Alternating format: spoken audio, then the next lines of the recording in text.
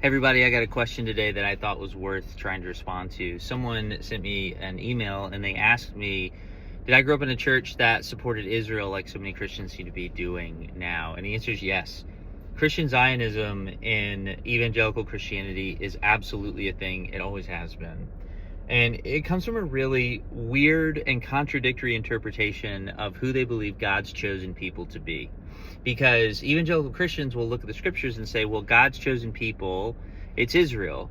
And they're talking about the nation state of Israel. But at the same time, Christians will say, actually, we are God's chosen people now. That through Jesus, he has grafted us into God's family, God's chosen people. And now, because of Jesus, if you believe in him, if you follow him, then you are the true Israel, which is funny because then what they're saying is that Jews who don't believe in Jesus, which is almost all of them, they are no longer going to be blessed of God. Instead, they're going to be judged by God. So which is it? I don't know. But why do they support the nation state they do? And how do they support the nation state they do? Well, when they look at the Old Testament, there is a moment where God is speaking when he makes his promise to Abraham, and then ultimately continues and renews that promise with Jacob, whose name is changed to Israel. He tells them that whoever blesses you, I will bless, and whoever curses you, I will curse. And so they take that piece and they run with it. But the problem is they're leaving out a pretty important piece. When God chose to make Abraham a father to multitudes, and ultimately the nation of Israel, Jacob and the nation of Israel, to come from Abraham, he says that you will be a blessing on this earth to all people. Like all of the earth will be blessed through you and through your family. And so, yes, the God of the Old Testament says that I will bless those who bless you, I'll curse those who curse you. But he also gives them an imperative to say that you are to be a blessing. And when you're not, I'm not going to bless you. I'm not on your side then. And in the Old Testament, there are many times where you see the people of Israel face judgment. And when I say face judgment, I don't mean God goes like bad. Instead, I mean the Babylonian exile. I mean that God will send in another nation to kill them, to just absolutely ravage them.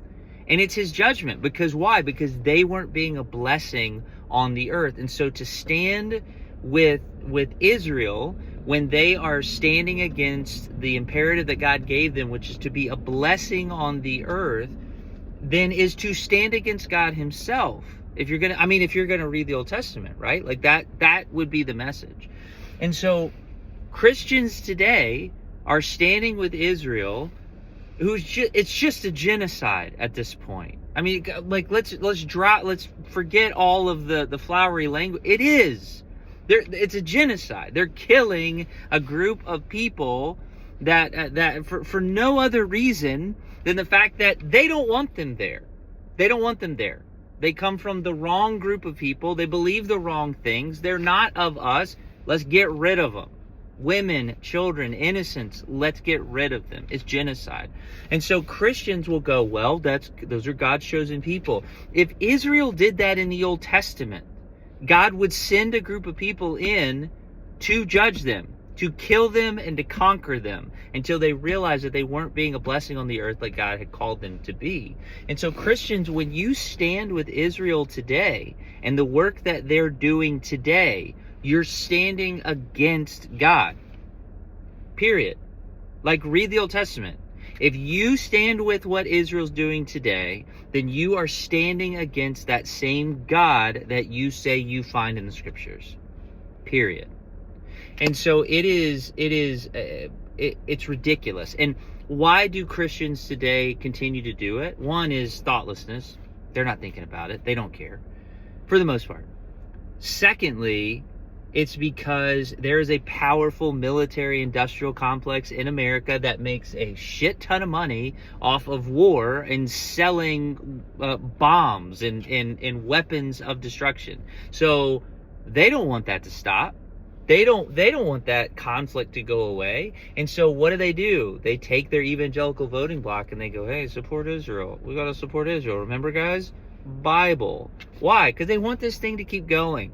They want this conflict to keep going, and they want people to sell it for them. And evangelical pastors will do that. If you go to an evangelical church this weekend, one, don't. Why are you doing that? But if you go to an evangelical church this weekend, you know what you'll find? You will find people wearing lapel pins that have an American flag and an Israeli flag intertwined together. So what they've done is they've sold our political relationship with this nation state of Israel as a spiritual and moral position. And so if you stand against the nation state of Israel today, then you must be standing against God. That's how they've sold it to evangelical Christians, and they're buying it. They're absolutely buying it. And it's sad. It's absolutely sad. But, you know, if you have a loved one who is taking this Christian Zionist viewpoint, and you want to talk to them, and they will talk to you. That's key. Will they talk to you? I don't know. But let's say they do. Then use the Old Testament. Go back to the moment where God chooses to bless Abraham, and when God renews his covenant with Jacob, who would become Israel. And listen to what God tells them. He says, you will be a blessing on this earth, and I'll bless you because of that. And then fast forward through the scriptures and look at when God brings judgment against them by using the Assyrians and by using the Babylonians, and find where God tells them why through the prophets. It's because you're not taking care of people. You're not taking care of the poor. In fact, you're taking advantage of them. You're not taking care of the least fortunate. In fact, you're using them and you're abusing them and you're throwing their lives away. Jesus taught this in the New Testament when he's talking to the Pharisees and the teachers of the law. He says, look, you guys tithe like crazy. That's great. Money, good. You keep the law. That's great. Law, good. But he says you neglect the things that really matter about the law, which is what? To take care of the widows and the orphans, the people who are the most vulnerable. And Israel is fucking killing them. They're killing them today. And they did it yesterday, and they'll do it tomorrow. And our tax dollars are going to support that. And so if you have people who are going, man, I love Jesus and I love the Bible, then read it to them. Read it to them.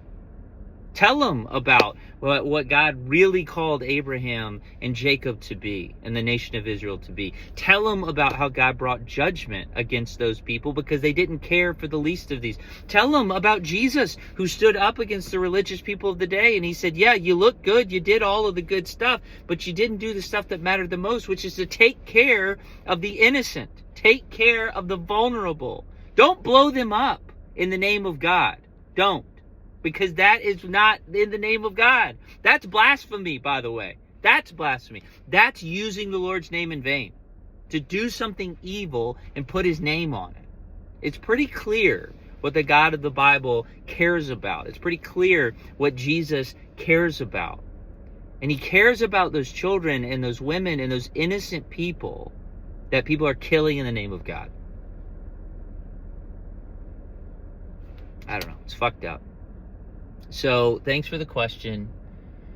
Now my day is starting this way. That's cool. Anyway, I don't know. Maybe this is helpful, maybe it's not. But you got what you got.